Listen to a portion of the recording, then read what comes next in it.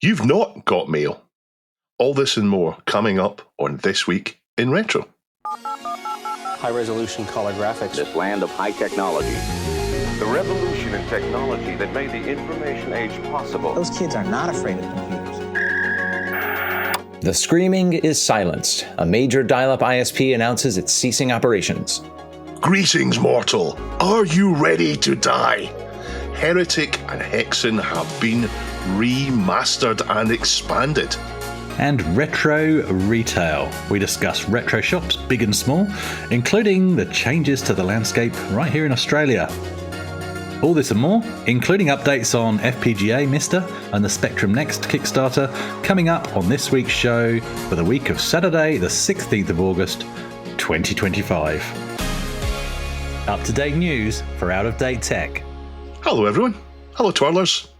Welcome to another week of This Week in Retro. I'm Dave, joined by Chris and Jason. Jason, did you have something? I did have something. I was wondering if there were some listeners out there that wouldn't mind throwing us some ratings and some reviews. It's been a little while, I think, since we've seen any new ones come across the feeds. And, you know, reviews help other people understand how twirlers are enjoying the show. And so sharing a few of those on your podcast platform of choice or throwing us your subscription on YouTube really helps us continue the mission and understand what people are looking for. Thank you. Chris, have you won any competitions this week? Or been knocked out in the first round? Oh, no, I'm currently winning a high score challenge, 1943, which I'd not played before. I was aware of it, but I'd not played. Such a good vertical scrolling shooter, right? Yeah. I'm loving it straight away. It reminds me of Flying Shark, which I think came later anyway. Yeah. So I'm currently winning, but I don't want to say that too loud because I've got a whole month to go. So anything could happen. I find it really difficult managing shooting and flying about at the same time as hitting the power-ups to the one I want it to be. Oh, yes. That's when it really gets too difficult for me. I can manage everything else and then that comes up. But I really love the idea of flying down and taking out the ships in the kind of the bonus levels, the kind of the second parts of levels. I absolutely love 1943. Good luck. Good luck. Got to level 5 I got to the other day. Really good run. So nearly 400,000 points. Yeah. It gets really hard. I just remember it gobbling my coins in the arcade. Nice. Shall we get stuck in? Let's do it. We've got another pack show this week. From the That is the Sound of Inevitability file this week, Nam Tabmai shares the news that it's the end of an era for a small but hardy pocket of American netizens, as AOL, formerly known as America Online, has announced that its dial-up modem service will cease operations at the end of September. Eek. It's difficult. More eeks than that if you want to get any data sent across. It's difficult to know how many people are impacted by this move. The consensus estimate is not many. AOL does still sell monthly subscriptions, but these days those include things like paid access to third-party security and convenience tools, live computer tech support, identity theft protection services. Based on estimates that were going around in 2021, it seems pretty likely there are well under 10,000 people that still take advantage of AOL dial-up. Now, America Online was by no means the first nationwide online service here in the US, nor was it even the first to offer a graphical user interface. But they did manage to pivot from operating things like the Commodore 64-centric Quantum Link to catching that wave of growing PC ownership in the early 1990s, and they did it with that bland yet incredibly catchy brand name that sounds like it includes everybody and does what it says, America Online. With versions for DOS, early Windows, and Mac computers, America Online just sounded like the way that you would learn about things that you could do if you had a modem connecting your computer to the telephone line. And it worked. AOL surged ahead of those more entrenched services like CompuServe, Genie, Prodigy. And Prodigy, by the way, for a while was the trendy choice that looked like it was going to become that dominant force. And AOL rode that wave of popularity, along with blanketing the nation with those ubiquitous demo discs and CDs that contained their walled garden experience software. That's because for much of its existence at kind of the peak of the market, America Online was a heavily controlled experience. They had content pages and brand presences that were managed entirely on those custom servers that ran the service.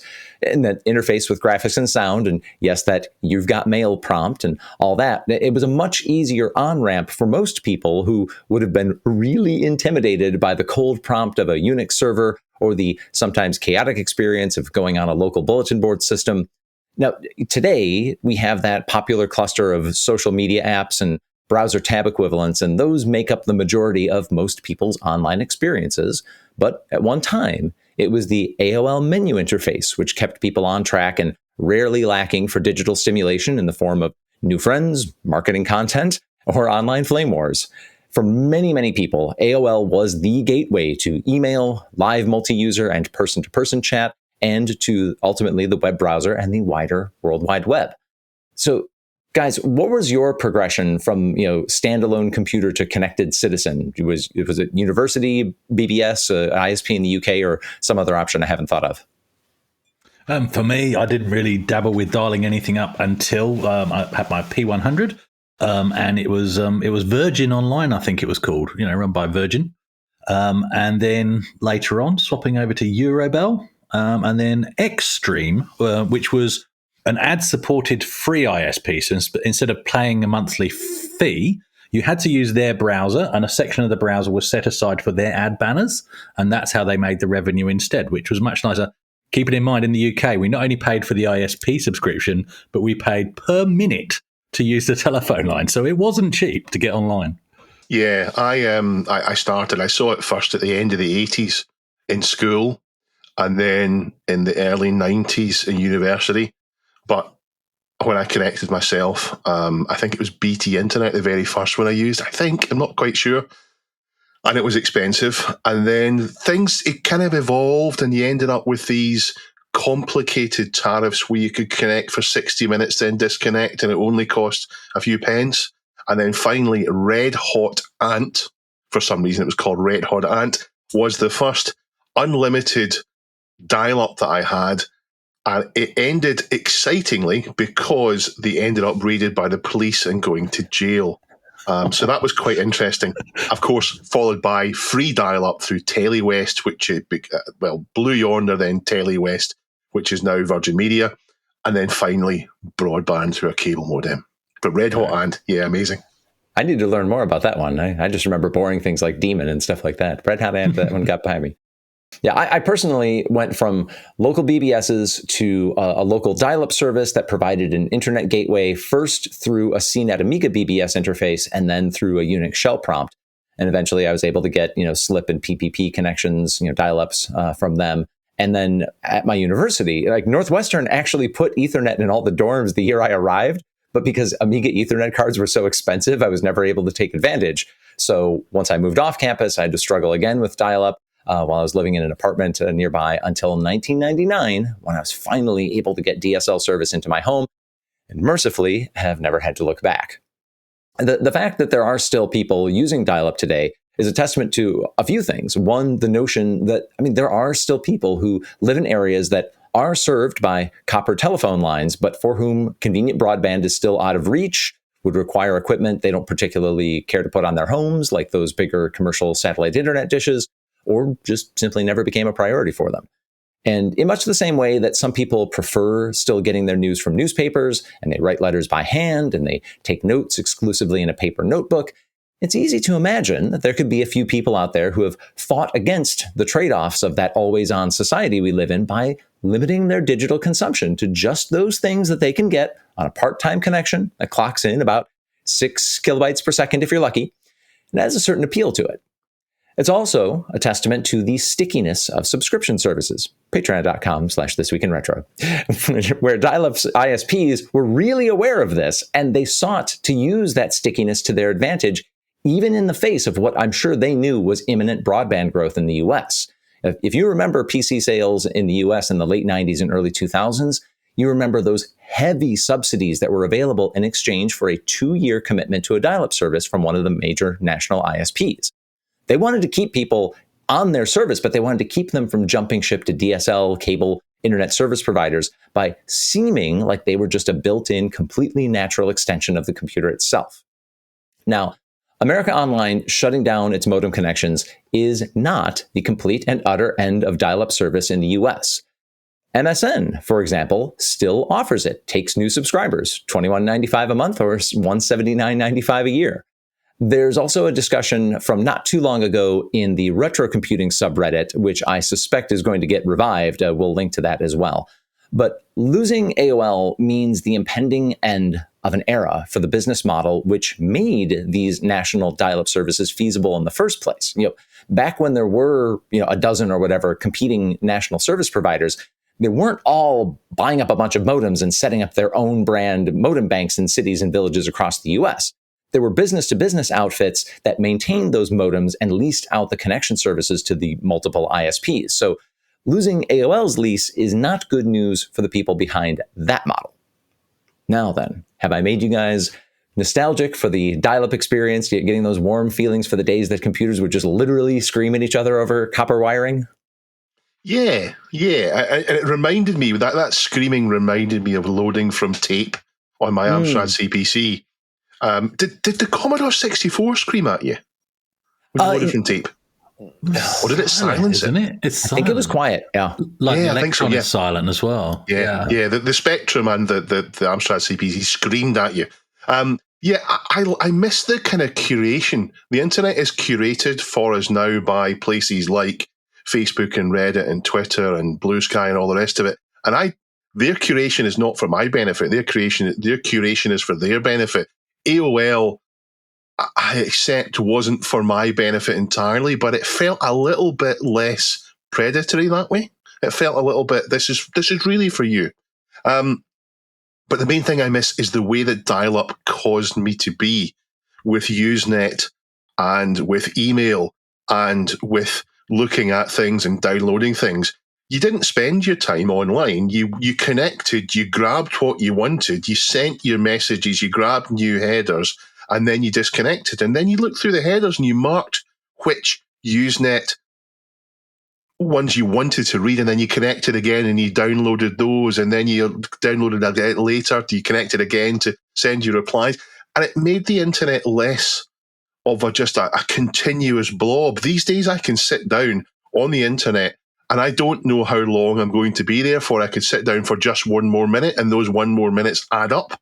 Whereas with dial-up, it wasn't that way, and it made my behavior a little bit better. No, I don't want you to take away my gigabit internet and put me down to 56K modems, which never did 56K. I don't want to take that away, but it did. There are some things about it that were healthier and better. Did you ever have an accidental session though, Dave, where suddenly there's quite a nasty phone bill in the post because you just stayed online the whole night? When I first started playing MUDs, I was horribly addicted to them. And they were permanently online. And that was hundreds of pounds of a phone bill. And that was when I was still living with my parents. And that was thankfully, just before all these weird ways of connecting that didn't cost as much, BT, off peak and so on. So I had those phone bills because it's lack of self-control as a teenager. Yeah, I did it as an adult. It was more MIRC, I have to admit, that caught me out. Do I miss it? I mean, the errors in connecting and having to redial, that was a thing. The per-minute phone bills, as we've already discussed. Waiting an hour for a single JPEG to download, only to realise it wasn't really what you were after, and now the sun's coming up. Quake and Unreal Tournament, if you wanted to give them a go with a ping of over 250. So no, I'm not particularly nostalgic for the early internet, and especially dial-up, but I am nostalgic for the dial-up sound. I do miss that. Do the sound for us now. You know what to do, Duncan. Thank you. So yeah, thinking about this milestone in the decline of copper wire connections reminds me of one of my favorite perennial blind spots in cyberpunk fiction from the 1980s. Like, some of the most iconic tales always seem to discount the prospect of any wireless communication more sophisticated than a cordless phone. And sometimes even that, like the vision was this world that was bristling with network ports every 6 feet, the way that public phones used to be deployed. Now, the internet blankets almost every inhabited region of the Earth over a variety of short and long-range radio waves, and people have never really cared less about the little box that plugs into the wall in their home that makes it all possible. And today, our internet service providers are largely anonymous. It's those apps and social platforms which carry the massive brands, not the intermediaries that push the bytes up and down at home and on our phones. But if you're feeling nostalgic for the old days of dial-up, just give us a digital scream over on our subreddit. Connect 1200. We are sponsored this week by PCBWay.com. PCBWay.com are PCB manufacturers. They do more than that, though. They do PCBs. They'll pre-populate them with the little bits on it that are difficult to add on. They will do CNC milling. They'll do 3D printing. They'll do lots of different things for you. But the thing that we like most is the shared projects at PCBWay. Jason, have you found any that piqued your interest this week? Yeah, a few poking out this week on the website. There's the Easy Arduino, the ultimate beginner's board to learn, build, and master Arduino the easy way. It's a beginner-focused custom Arduino Uno compatible board designed for learning, soldering practice, and sensor experimentation. There's also an iMac EFI screen backlight mod. This looks very involved. You're deinstalling you're replacing a new AMD metal-compatible GPU. There's a lot going on in here, but if you're doing some serious surgery to your iMac, this project might be for you. And a NAS project up on PCBWay, the Delta NAS project, a customized network storage solution built around the powerful Latte Panda 3 Delta. Lots of fun shared projects up on PCBWay that you can contribute your own design insights to, or just click to order from PCBWay. Thank you for sponsoring us this week, PCBWay.com. I'm holding in my hand a big box game. It is an Amiga-only dungeon crawler called Black Crypt. It comes from America, and from a state we don't often have reason to talk about, but seeing as we have one of its most prominent denizens here on the show, it's from... That'd be the great state of Wisconsin. More enthusiasm. Wisconsin! Yes, that's it. We'll take the opportunity to mention your home state since we don't get the opportunity very often. It was the debut title from game developer Raven Software. It wasn't a huge commercial success in 1992. It came a little bit late to the scene. Dungeon Master was 1997. Captive was 1990. Eye of the Beholder 1991. And in the same year as Ultima Underworld, this came out, Black Crypt, 1992. It's not famous for pushing technological boundaries. However, it's a game with a good reputation for its gameplay and how it feels. It plays a lot faster than Dungeon Master. It's almost approaching an FPS-type vibe to it. And perhaps that's why it did attract the attention of a company famous for their love of the Amiga, id Software. Any bites? No. You're not going to bite, are you? Not today. No. And that's who contacted Raven to partner in developing a new game based on the Doom engine. The idea was to take the Doom engine and turn it into a different flavour of game. Still broadly the same, a 3D shooter, but with a bit more focus on close-up and a very definite D&D feel to it, rather than Doom's more sci-fi horror vibe. So this introduced things like hub levels, it introduced different classes, different things like that weren't in Doom. The game did end up with some enhancements over the Doom engine. Gibs, which in old FPS speak means body parts flying off when you kill something, as well as looking up and down, although it's not amazingly good at that, and flying. It released in shareware, registered to 3 episodes, and then later it came in a big box with 2 extra episodes called Shadow of the Serpent Riders. So this is the Heretic big box. The shareware version began and completed in 1994, so it was a quick turnaround. And that was id deciding, how can we make more money from this wonderful engine we've created? And it was released to North America only, although I certainly had played it before the big box release, which came in 1996, the big box one here. Hexen, Beyond Heretic is the name of the game, released the year later. Now, I have heard this being called an unofficial sequel by people who are frankly wrong, because there was a later Heretic 2, and there was actually a Hexen 2, and just to be more confusing, the 4 games in release order is Heretic, Hexen, Hexen 2, and then Heretic 2. And canonically, though, Heretic 2 is set after the events of Heretic, and Hexen 2 after the events of Hexen. But Hexen was literally called, it says it on the box, Beyond Heretic. So it is indeed a sequel to it. It is. It is. Shake your head all you want, Chris. I'm not arguing. I'm just so confused. Yeah, fair enough. These games were more to my style than Doom. As you're probably aware, I like my RPGs and my fantasy settings, and while they're not exactly in my wheelhouse in terms of gameplay, as they're really very action-focused, I did play them quite a bit, and I'm going to play them again now that they've been remastered. The remaster comes from Bethesda, and it's made by Night Dive Studios, the same studio that's been remastering lots and lots of so-called boomer shooters to consistent acclaim. And a quick look at Wikipedia, and they've now done 23 remasters since 2014, the majority being 90s shooters. But they don't just port it to modern systems, they add to it. And for this, they've added an extra episode to each game. So you get the full original set of Heretic levels expanded with the big box release, and you get Hexen and the expansion Death Kings of the Dark Citadel, plus the new Heretic episode Faith Renewed, and the Hexen new episode Vestiges of Grandeur. They've added online, local, and co-op and deathmatch play, including cross-platform support, so you can play with someone on their PS5 when you're on your PC. The Raven Vault has been added, which was behind-the-scenes stuff, and there's something that I really particularly enjoy, a toggleable soundtrack between the original and the remastered one, which in my head, the remastered one sounds what the original sounds like, because it just sounds better through memory. And there's community mod support as well. So, Chris, you are the FPS expert here. Have you played them, and will you be playing the remasters? I played a bit of, I think it was Heretic.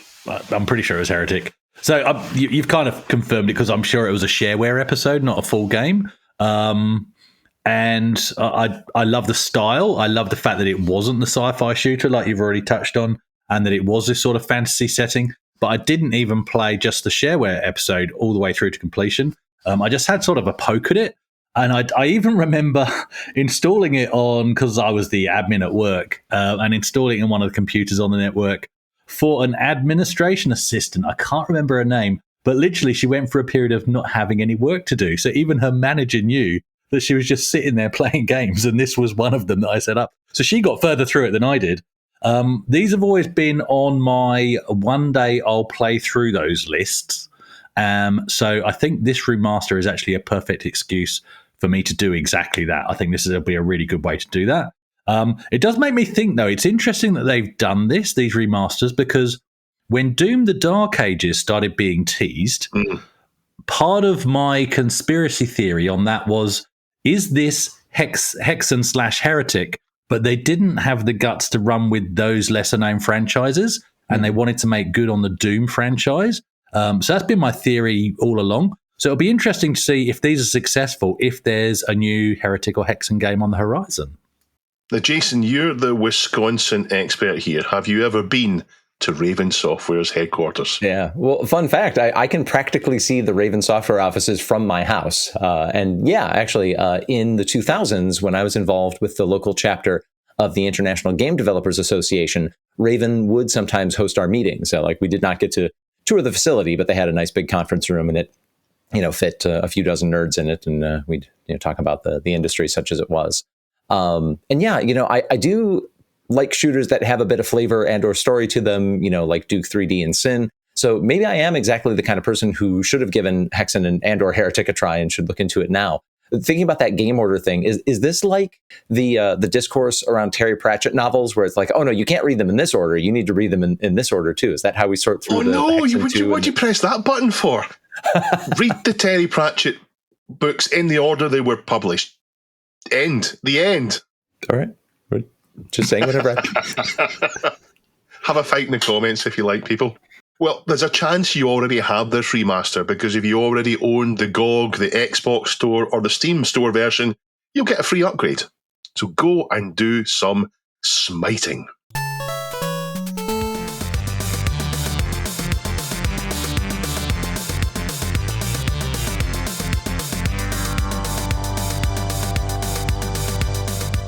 Housekeeping time, and for official twirlers, there is a new release. Is that right, Jason? Yep, that'll be the final part of our Q&A that we recorded in a few chunks. So with questions from our Patreon subscribers, thank you very much. We'll be there on patreon.com/thisweekinretro. If you join retroactively, all of the exclusive material on our Patreon will be available to you immediately. So if you're already a twirler, it's already waiting for you there. Some updates, some FPGA updates. The Mr. Multi-System 2, that's the company Heber, who are in the same building as Neil. If you remember Neil, they are a little bit ahead of schedule. They are shipping earlier than what they thought, the Multi-System 2s. They're all going out to people. They are working as fast as they can. And they've also been teasing actual real cartridges working live with Mr. FPGA. So not just reading the cartridge and then then dumping it, actually working live. They showed the Game Boy camera working live on it. So that's really interesting. Taki Udon, he hasn't been mentioned for a while now. He launched his quite a bit earlier than the Multi-System 2, although he hasn't delivered yet. But he's been on Twitter this morning with a new SS1 PCB. So presumably that's maybe the potential to be the final production one or another prototype. So he's moving forward in his. But yeah, amazing to see that something has been delivered on time, slightly ahead of time, but on time for something which these projects is often delayed. Ian, or Polpo, has come out with an update for the PicoGus. The CD-ROM support on that has improved. So the PicoGus is an all-in-one ISA card based on a Pi Pico. Amazing thing, does sound cards and all the rest of it, but now does CD-ROMs, and he's improving that. And we're nearly at the end of the Spectrum Next Kickstarter, so that's the FPGA Spectrum that Chris is about to back. Do it, Chris! Do it! Stop it. The Kickstarter finishes on Sunday, so the day after this is broadcast. Chris, get to it. And they've announced what the secret stretch goals are. So, 1.8 million is Wally Week pulled back from retirement. It's a remake of Automania, already been hit. 2 billion is the ZX81 core, which is minutes away from being met, I think.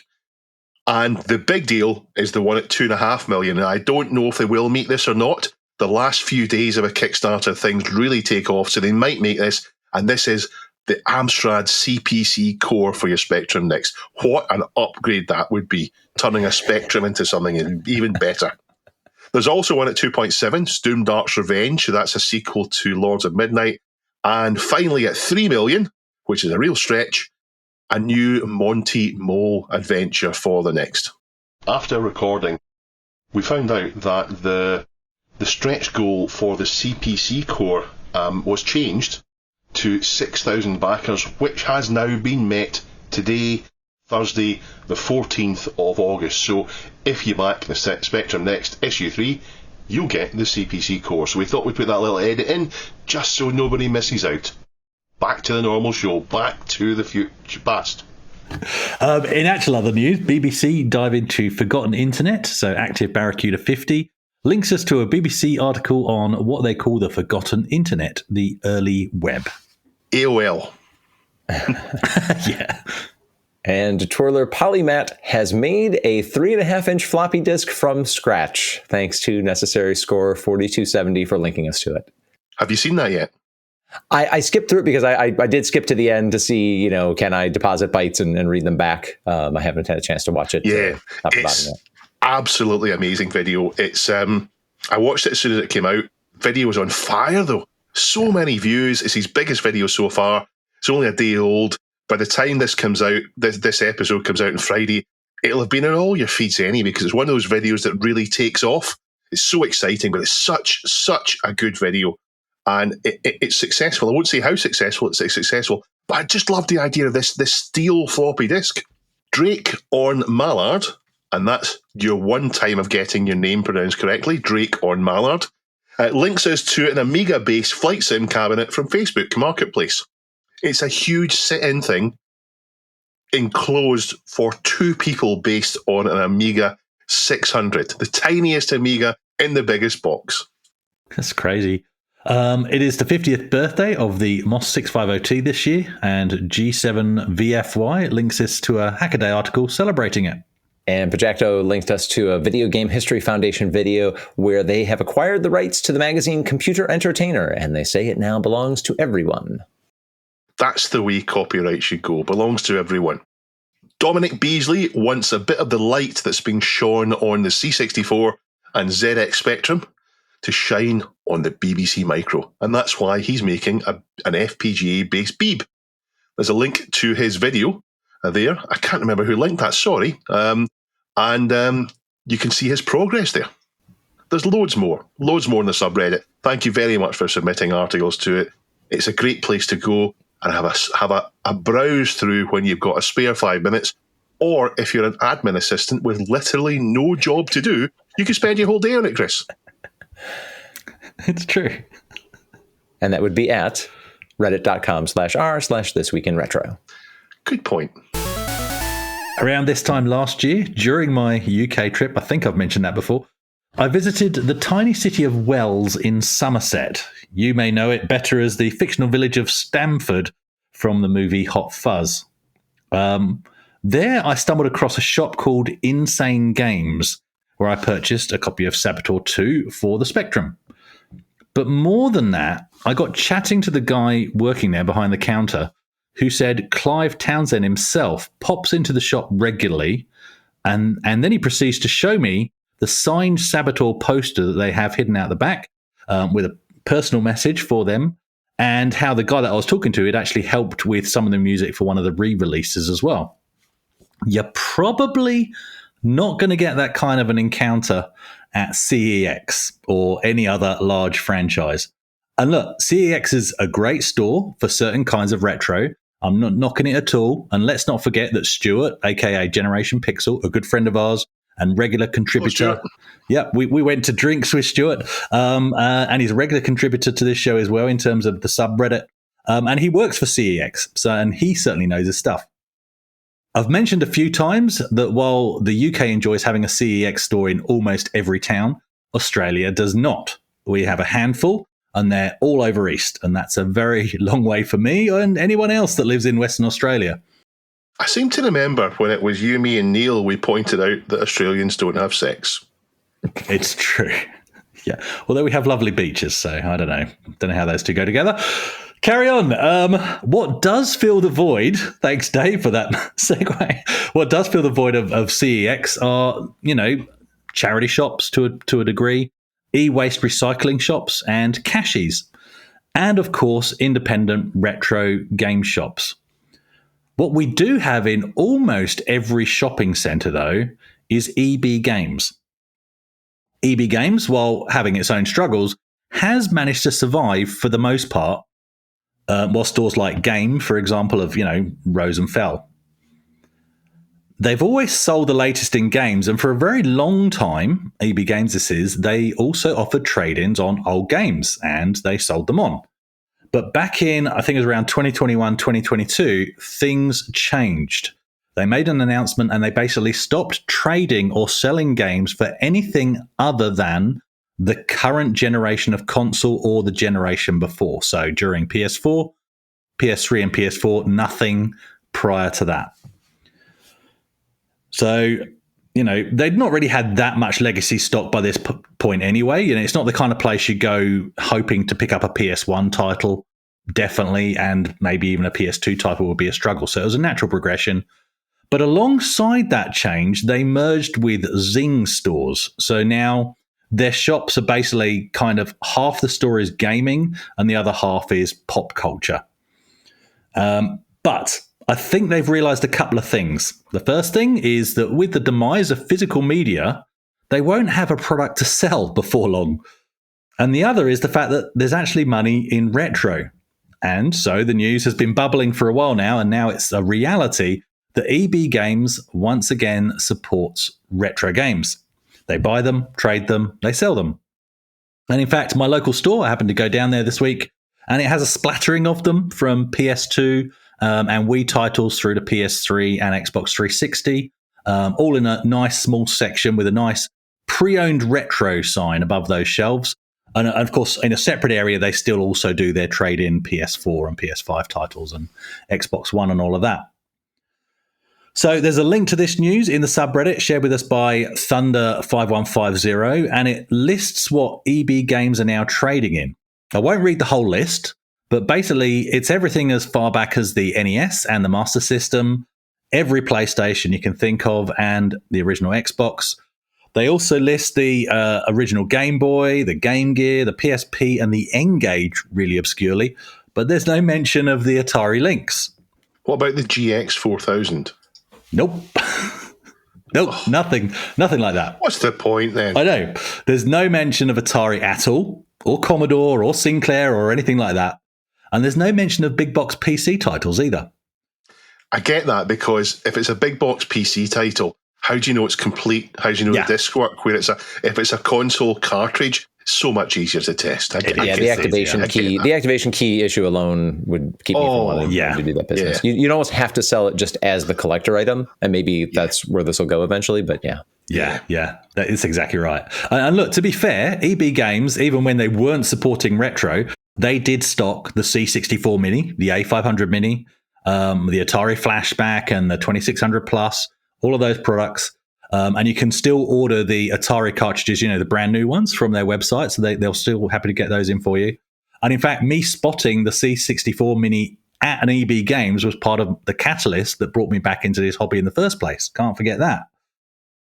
So you can read the full list for yourself on what they do buy and sell. And the story is basically, it's linked in the subreddit. It's on press-start.com.au. But really, this is kind of CEX, only not as good. It's not an entire shop. It's a handful of shelves of what you'd normally find at cashies. What I'm interested though for you guys, let's break it into a conversation, is where do you buy your games at the moment? And Jason, let's go to you first. Is CEX a thing over there? Do you have sex over there? Yeah, there's none of that here in the U.S. GameStop is our closest equivalent, we do have smaller indie and franchised operations that do this sort of thing as well. And by the way, so GameStop is still the parent company of EB Games in Australia. I double checked this because Electronics Boutique was one of the companies that rolled up into GameStop along with Funko Land and a few other things, but it was always possible that the Australian arm was separate. But it looks like they're still owned by GameStop. So and the GameStops here, yes, have very much become kind of a land of plastic figures and so forth with some games as well. I also want to back up to the top of your story. You talked about it was the village that stood in for the fictional village in Hot Fuzz. Insane Games sounds like the name that you would put on a shop of a game store in a movie. Like, it doesn't seem real. It just seems like, well, we just want to show that these guys are wacky gamers. They hang out at Insane Games. As to the question, where do I get my physical games now? I mean, unless it's like a bespoke, like I think I've had back here at one point, Realms of Quest 5, which is a VIC-20 RPG, and that was, I just ordered that and it was shipped to me. But other than that, it's eBay or it's events, like the upcoming VCF Midwest that I'll be at. If there's something there that I actually feel like affording, I'll pick them up there. But the other place I used to get my games was, boy, do I miss being a game reviewer and just automatically being sent stuff from several major publishers without having to ask for it. Like that was a pretty good run. And we are coming up on the 25th anniversary of a very important game review in my life. So more on that next month, I think. I get it on eBay because of what I'm looking for. I would seldom find it in shops, and even if there was a shop that did carry micro games and PC games and all the rest of it, the selection wouldn't be good. So not for me. And they have really been console places for a long time now. I used to love going into game shops many years ago, but we're talking 80s here, not 90s. I do like CX in the UK, or SEX. Do they call themselves CX or do they call themselves SEX? I think they make a lot of play on shortening it into a word. But anyway, sure. I do like it. And people like to bash them. They seem to be, they get a lot of criticism and they pick at their margins and so on. But they're doing a good thing. And I hope they survive. I really hope they do. I think they're an important thing. I like the idea of being able to buy a specific thing for them at a specific price and them turning used stuff more into retail and eBay. Things like electronics, they're absolutely fantastic for. They even give you a guarantee on it as well. So I really hope that they survive. Game, on the other hand, based on what they did to one of my friends, Chris, to you, I don't. Nothing will ever be like the shops of the 80s, though, because the shops in the 80s, when I went to them, were where you went to see the very latest things. The cutting edge was in shops, and it's not that way now. It was shops or magazines where you saw the latest things in the 80s, and that in the 90s became demo discs. But the actual shops are where you went to see them, and I love going to see computers I didn't own in the shops, and that's gone now, of course. Yeah, that's true. I think this is a good move by EB Games. As to be honest, I don't want to see them fail.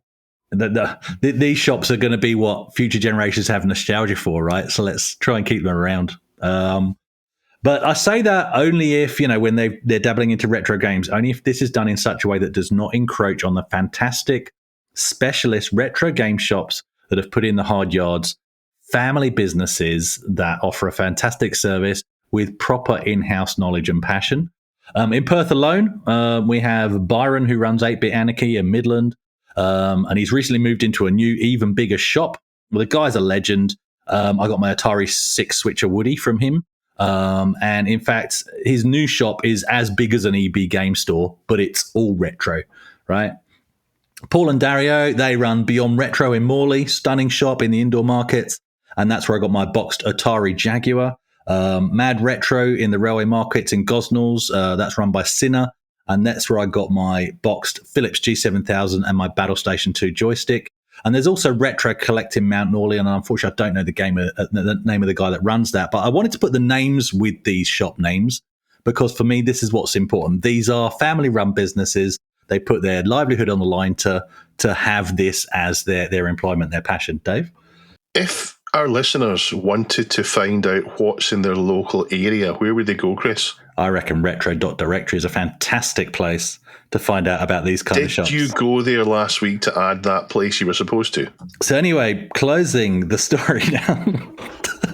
I did not do my homework, Dave. I'm sorry, I did not do my homework. But yes, now I've listed even more shops that I need to check are actually on there. I know I did that ages ago when retro.directory first came online. I mentioned this to a lot of places, including the Palace Arcade and all of that. But sadly, I am protective about these kind of stores, these family-run businesses. Sadly, in what I see as related news, so Testicle Entropy has made us aware of yet another retro business closing in the form of Blast from the Past, a small arcade in the UK, set up and built on love and passion by Ryan Pearson, closing soon due to a fall in foot traffic. The details are in the story on Time Extension, and the photos of the location look absolutely stunning. It's even recreated like an 80s lounge, complete with a fake flame gas fire, wood grain everywhere, an NES on a CRT TV in the corner, a stack of period-correct board games in the other corner. It looks like the sitting room we all had, right? It just does. So why would such a stunning place be closing down in a time when clearly even big franchises see money in this hobby? It's heartbreaking. So these places and the retro shops, they're a complete gem. The staff know and love the games, and they offer so much knowledge. It's on another level, but they do need our support or we'll lose them. And I hope you can see from the examples I've given above that, yes, you can grab a copy of Playboy Mansion for your PS2 from CEX, GameStop, EB Games, or Akashi's. But the independent shops, exhibitions, barcades, and museums, they just offer so much more. So, on to question of the week. And are we out of contest mode, Dave? Yeah, we are. We are. Out of contest mode. Fantastic. So the question of the week was, are you a tabletop role-playing gamer? Do you keep it retro? Greyhawk Adventures is one of the original Dungeons & Dragons rule sets. Or do you play something more modern? So let's jump into the question of the week. Who's at the top, Dave? It's me, Thyroid.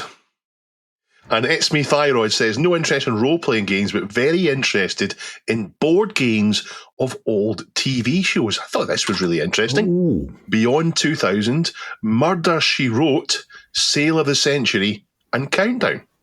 Yeah. So I think as a bonus question of the week, which host configuration, who sits at the desk and who runs the numbers for Countdown among the three of us? Well, Rachel just Riley. let's leave it up to the viewers. I'm not doing it. Yeah. I can't do maths or spelling. So, And Or homework. or homework. I wonder if the homework is the reason why you can't do them. Shh.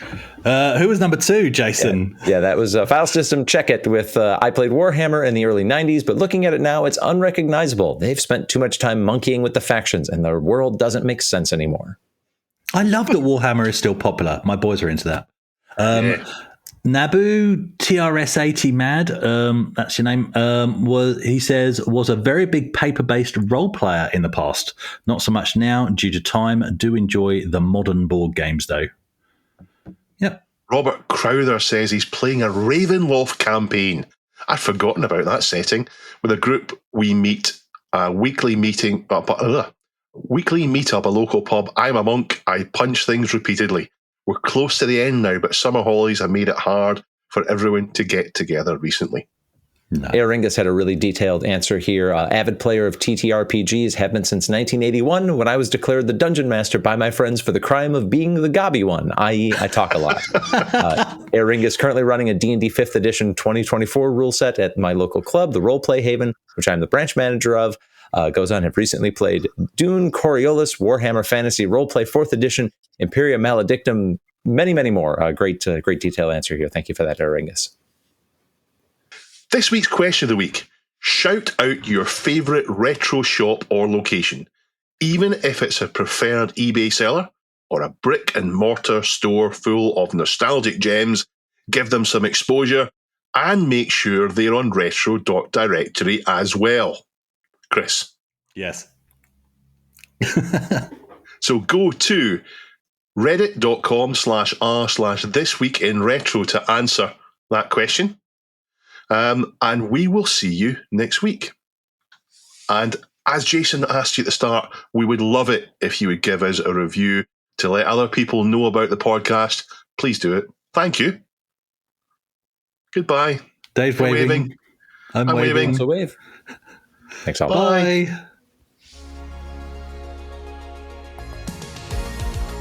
This Week in Retro was written and presented by Chris from 005 AGIMA, Jason from the Retro Adventurers, and Dave. It was edited by me, Duncan Styles. The podcast version of the show is available through your favourite podcast app, including Apple Podcasts and Spotify. And the video version is available on the This Week in Retro YouTube channel.